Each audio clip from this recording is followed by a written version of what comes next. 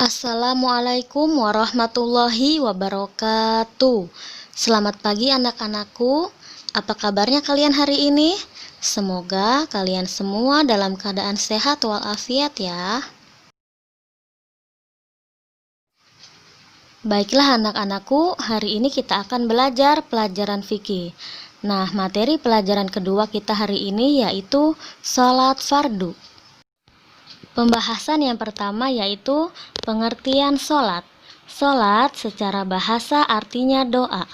Sedangkan menurut istilah, sholat adalah suatu perbuatan dan perkataan yang dimulai dengan takbiratul ihram dengan diakhiri salam.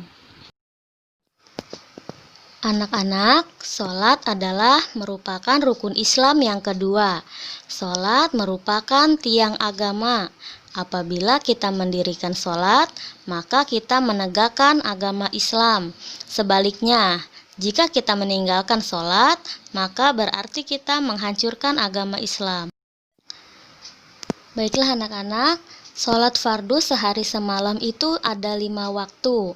Yang pertama itu sholat zuhur, yang kedua sholat asar, yang ketiga sholat maghrib, yang keempat sholat isya, dan yang kelima sholat subuh.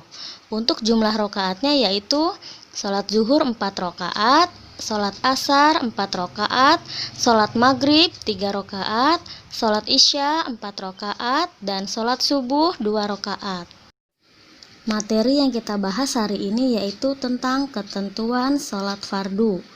Nah, yang kita bahas pada kali ini yaitu syarat wajib dan sah sholat, rukun dan sunnah sholat, serta hal-hal yang membatalkan sholat.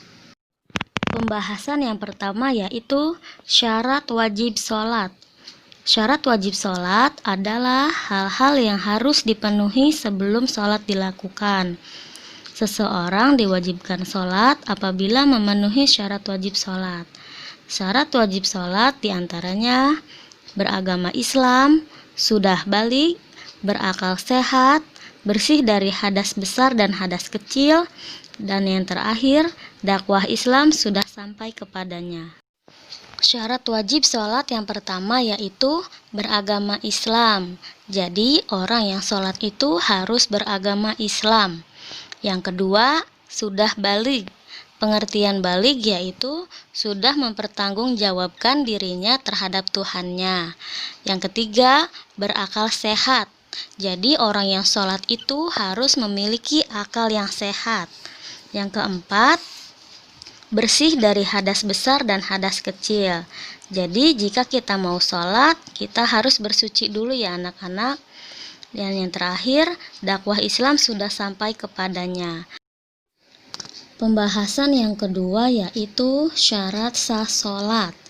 Syarat sah sholat adalah perbuatan yang harus ada sebelum sholat.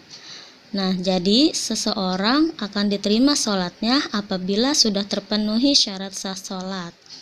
Syarat sah sholat yaitu bersih dari hadas besar dan hadas kecil, bersih badan, pakaian, dan tempat dari najis, menutup aurat, telah masuk waktu sholat, menghadap kiblat, mengetahui tata cara sholat, dan yang terakhir meninggalkan perbuatan yang membatalkan sholat.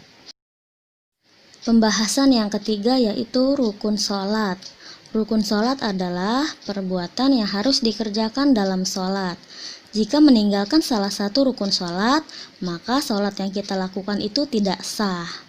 Nah, macam-macam rukun sholat adalah rukun sholat yang pertama yaitu berdiri tegak bagi yang mampu. Jika kita tidak bisa berdiri, maka kita diperbolehkan sholat sambil duduk dan juga boleh berbaring.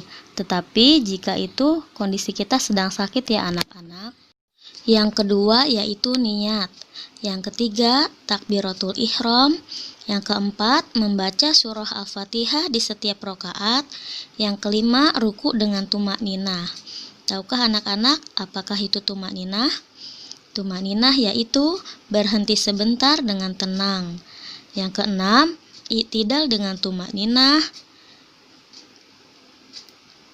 Yang ketujuh, sujud dengan tumakninah. Yang kedelapan, duduk di antara dua sujud dengan tumakninah.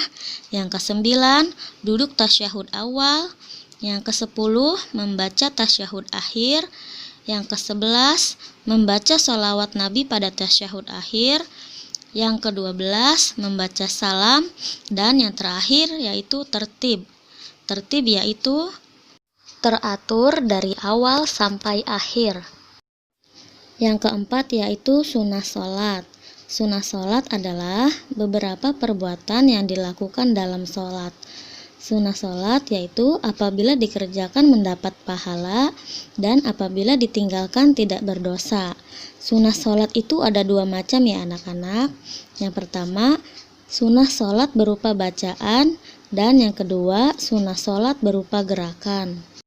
Sunnah sholat berupa bacaan diantaranya yaitu membaca doa iftitah, membaca amin setelah membaca surah Al-Fatihah, membaca salah satu surah di dalam Al-Quran, membaca takbir pada setiap perpindahan gerakan sholat, membaca tasbih ketika ruku, membaca doa i'tidal, membaca doa kunut pada sholat subuh, dan masih banyak lagi yang lainnya.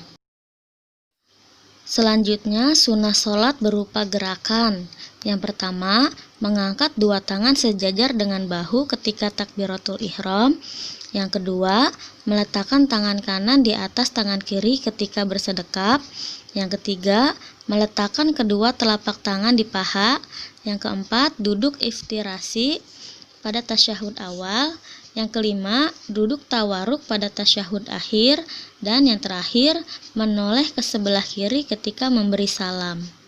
Pembahasan yang terakhir yaitu hal-hal yang membatalkan sholat, yaitu diantaranya rukun sholat tidak terpenuhi, syarat sah sholat tidak terpenuhi, dan karena sebab lain, misalnya karena berhadas, terkena najis, berkata-kata dengan sengaja, terbuka aurat, makan dan minum, dan masih banyak lagi contoh yang lainnya. Untuk tugas hari ini yaitu kalian jawab soal dari nomor 1 sampai dengan nomor 5. Tulis soal dan jawabannya di buku tulis ya anak-anak.